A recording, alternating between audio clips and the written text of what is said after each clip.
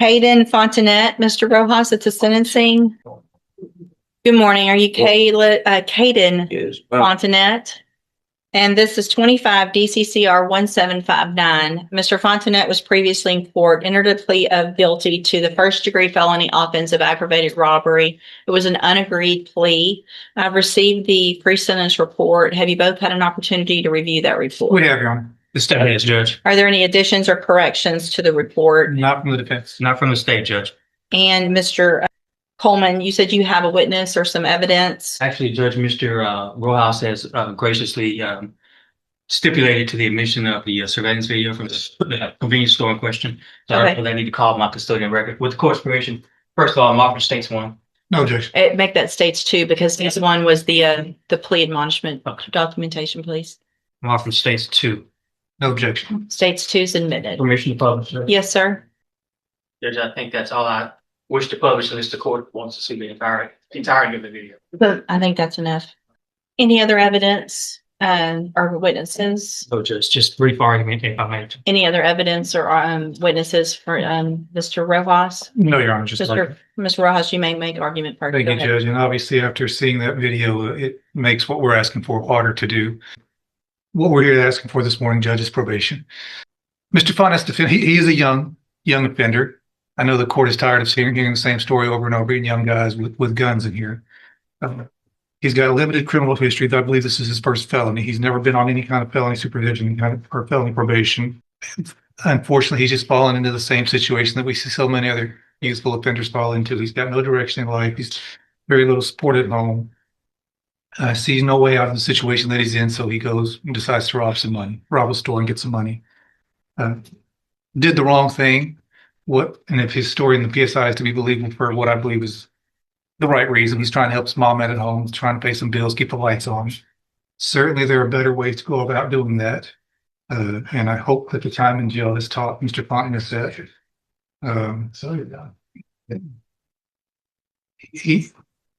that we've got options here, Judge. We can send him to prison or we can put him on probation. Certainly, he's on the road if this conduct continues. He's on the road with prison. I don't know that the day is the best time to make that exit for him. He's got a long life to live. We can send him to prison. He can be there for a few years and come back out. I don't know that he's going to get the help that he really needs in prison. There are programs available on probation that if he's serious about turning his life around, like he says in the PSI, those programs can help him. And if he does take advantage of those, it in turn would make the community a little bit safer, because it'd be one less guy running around with a gun when he does get out of prison, if that were the road that you chose to take. Planning on living at home with his mom. I think he has some younger siblings there. To his benefit, before he was even arrested, he started a GED. I think on the night that this happened, he had just finished a GED class and made a dumb decision to go hang out with these guys that he should not have been hanging out with, and did this robbery. Again, Judge, you've got two options. You can send him to prison, or you can try to get him some help on probation, and hopefully he will take advantage of that. And certainly if he doesn't, we're going to know pretty quick, and you'll have another chance to send him to prison, probably for a longer time. All right, thank you. What is the status of the other two?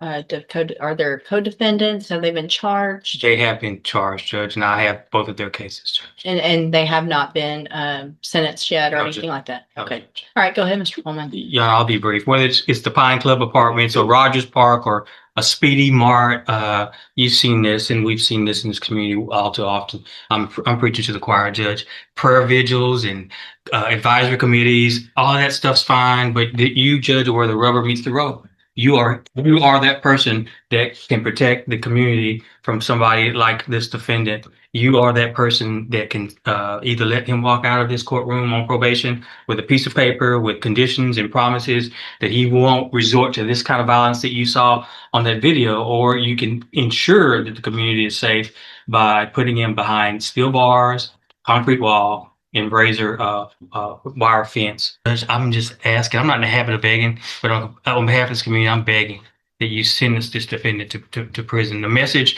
that needs to be sent to this defendant and his circle of friends and anybody who would want to be like this defendant is that if you pick up a gun with the intent to commit violence, you're gonna pick up a 15, 20, 25-year prison sentence, Judge.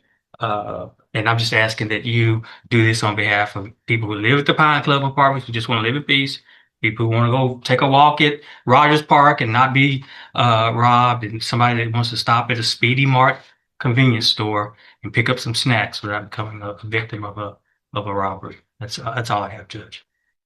Thank you, Mr. Coleman. So,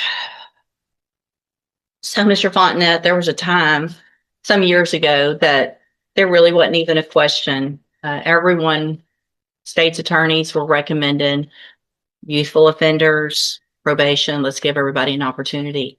And things have just changed in such an incredibly dangerous way with young people doing what I just saw you do on that screen.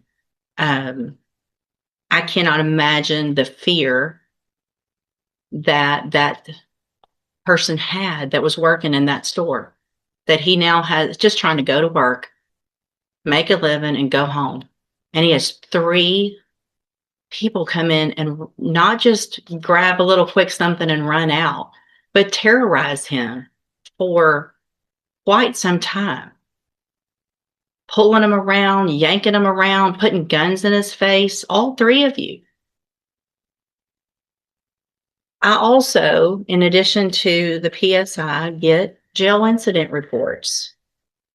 And you apparently like to fight and jump people, which is what's been happening in the jail. So it makes it very difficult for me to go, oh, this is somebody that's going to get out and behave, who can follow the rules, because you can't even follow the rules in jail. And the pre-sentence report shows that you're a high risk level, which tells me that after they've looked at everything, that you don't have, unfortunately, a good likelihood of being successful if I were to put you on probation. And Mr. Coleman's right. We're tired of it. And there's got to be something done. So in cause number 25, DCCR 1759, I'm going to find that you entered your plea of guilty freely and voluntarily. I'm going to find sufficient evidence to find you guilty. And at this time, I'm going to find you guilty of aggravated robbery. I'm going to sentence you to a term of 25 years in the institutional division.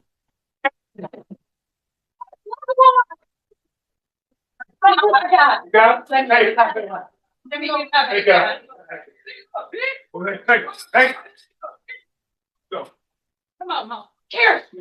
I'm going to sentence you to a term of 25 years in the institutional division of the Texas Department of Corrections. You will receive credit on that sentence for any time that you've been in custody that the law gives you the right to receive. I'm handing you the trial court certification. This was not an agreement. You have some rights to appeal. I have also handed you a written admonishment regarding your ineligibility to possess a firearm or ammunition. Because of the judgment entered against you, you're ineligible under Texas law to possess a firearm or ammunition. Possession of a firearm or ammunition could lead to charges against you. You can talk to Mr. Rojas about any questions you have about that. I am making an affirmative finding of a deadly weapon. Mr. Fontenette, I understand that this is harsh, and I know you believe this is harsh, but I think this is necessary. I hope that you go and you make things right. You can get out of prison. You're still going to be young, and you can make your life better. That's going to be up to you, okay? You can go back with the bailiff.